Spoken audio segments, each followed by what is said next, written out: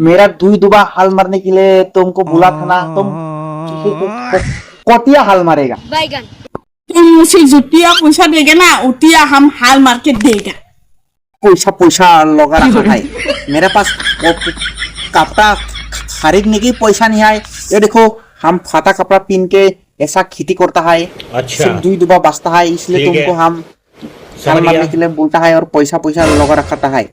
मैं नहीं जानता है, आगे पैसा देता है तो हमें हाल मारने जाता है। अरे घर में ट्रैक्टर है ना, इसी पूरा है, तो तुम हाल मारने जाओ।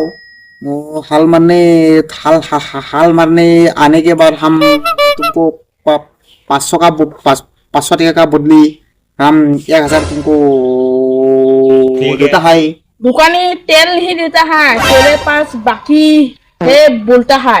कौन दुकानी बोलता है? हम उसका अभी गाड़ी देके आता है।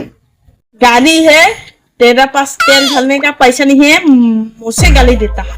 चुप साला, उधर लड़की है बोलने से दूर दूर के जा सकता है और मेरा दुई दुबा हाल मारने है, तुम साला नहीं सकता है क्या? चुप, हम नहीं देता है। वाह, हमको दम देता है, हम तुमको ऐसा नहीं मत मारता करो है। मेरी जान।